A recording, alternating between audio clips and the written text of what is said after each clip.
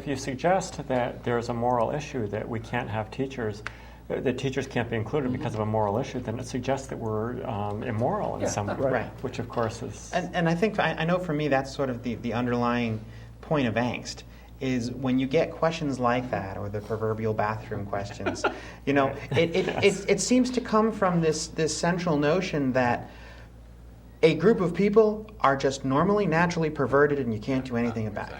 And it's like, and especially with the bathroom issue, the claim that men using the women's bathroom, that claim is really subversive when you actually think about it. It's untrue and irrelevant to the conversation of trans rights, but the notion that all men are predators if given the opportunity is kind of repugnant. Well, it's the same thing with sexual predators or child predators, where they're homosexuals. We know that's not Right, true. Most yeah. people straight editors. Right. Exactly. Sexual, Yeah, the church propagated that for a while. Religion. Yeah. That all gay men are child molesters, and it's just absurd. And the thing I love is, I'd like to see a man who wants to sort of sneak into a woman's restroom to sort of sexually abuse a woman, going to get dressed up as a woman. If you really think through the logic, Right. and that's what Consax is good talking about, is it doesn't make a whole lot of sense. And the other thing, because the place I use it is, we work with Consax, Sexual Assault Crisis Center. I'm sorry, we worked with Domestic Violence, CCADV, Connecticut Coalition Against Domestic Violence. This was back maybe 8 years ago. Because we had a trans woman come to the state, and she had left a highly abusive situation where literally her abusive partner, had pulled her teeth out with pliers and just really abused her horribly. She came to this state to seek shelter. Wow. And she went from one so-called LGBT organization to another and was basically couldn't help them because they didn't understand how to work with trans. Right. Yeah. And she ended up being in a homeless shelter that night and ended up being re-victimized again. And then finally somebody called our organization, and we tried to reach her, but she had already left. And they said, and then I finally heard, well, we got her into a homeless shelter in another state, or into a domestic violence shelter in another state. And it's like, what does that say about our community? So we actually worked trans advocacy, met with Linda Blosey, who was the assistant director at CCADV, and we ended up doing training for the advocates within all the shelters. I think there's 18 domestic violence shelters in Connecticut, and they had a policy of not taking trans women. In fact, we had one trans woman who went to a YWCA in the greater Hartford area and trying to get her a place in transitional housing. And the person who ran it said, or the supervisor there said, well, has she had surgery yet?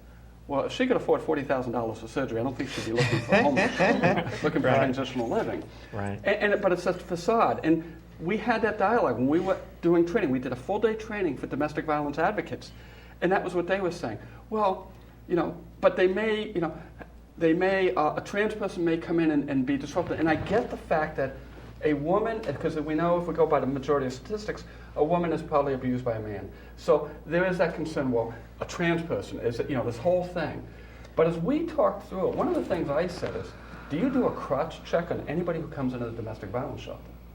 And they looked and said, no. And I said, how do you know? Then how do you know? Because you let certain cues trigger something, you assume, and then what happens, and what we really tried to talk to them is that you're making decisions not based on logic or fact.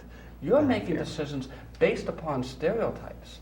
And then it's funny, because as we went into that dialogue more and more, one of the advocates said, you know something? I think we did have a trans woman. And they started thinking about this. Right. And then they started recognizing these are arbitrary criteria. Yeah. And the reality is, then somebody said, well, it could be complicated because it could create issues from other clients. And the one thing I said is, and so do you stop, this was back when we were sort of having, with Iraq, and I was saying, if there's an Iraqi woman comes into a domestic violence shelter, do you not let her in because she's an Iraqi, because it could create problems? And they said, well, no, we wouldn't do that. Sure. That's your issue. If you deal in a domestic violence shelter, any shelter, your number one thing is there's always conflict with the people there. Yeah. And that's just, again, a facade. And so what we ended up with is over half the domestic violence shelters after that said, we will take trans women non-operative. And in fact, we ended up testing that because we placed a trans woman over in the western part of the state into one of the domestic violence shelters. There were dynamics, but it worked out fine. Yeah. Yeah. And it just comes to this whole thing of, to me, that's how I sort of work through these issues of teachers and other things, or these sacred spaces. I mean, we talk about men's room and women's room. You go to, my partner's German. she like chuckles when we say that because it's like you go in New York Right. and you have unisex bathrooms. Yeah.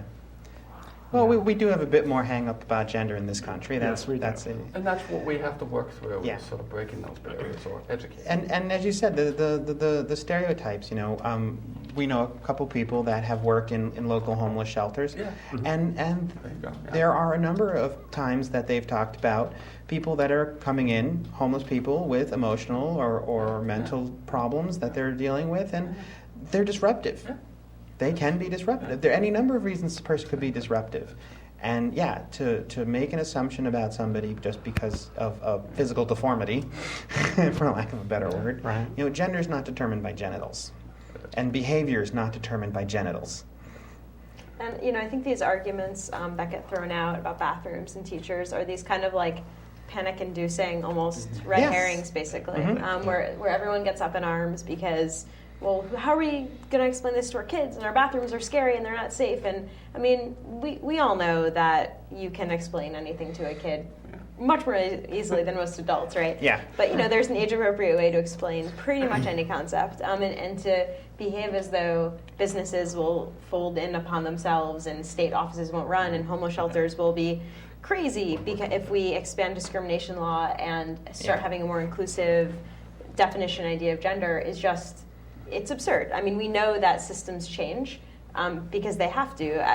As non-discrimination law has been expanded to include more and more protected classes, we adapt as a society. Systems adapt, businesses adapt, households adapt. I mean, there's really no reason that things can't change. And so, the phrase that Jerry Marie used, opportunity for education, is a great one, and it's something that I need to come back to a lot when I'm hearing people, especially people with power and influence, throw these arguments out because it's really difficult to not just kind of get angry and say this is a red herring and this is ridiculous and you're trying to incite panic, but really to take a step back and say, all right, well, this is an opportunity for us to have a conversation. Let's talk about your fears around bathrooms and let me explain to you why that actually isn't going to happen, and let's talk about your second grader's teacher and what and just really kind of like working through those fears and talking about them.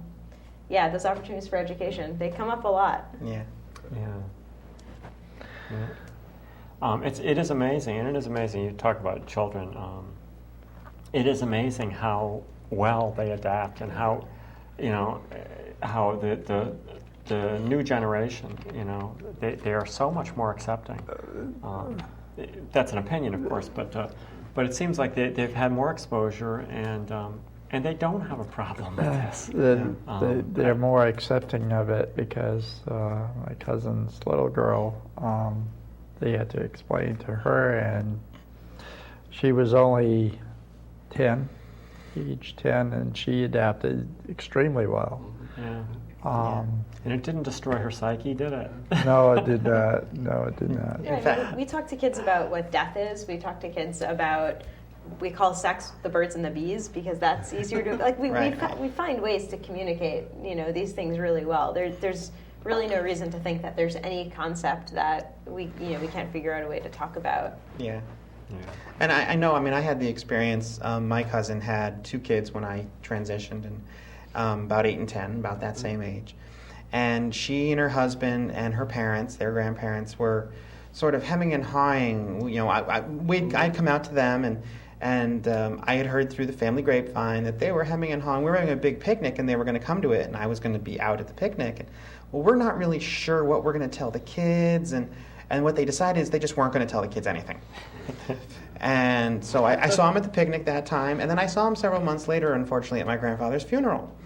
And I walked into the funeral, and actually you walked in with me, and they're standing at the top of the stairs, waving. They've never faltered on the pronouns or the names or anything. It was for them. It was just sort of, yeah, okay, that's fine, and move on. Yeah. Yeah. Yeah.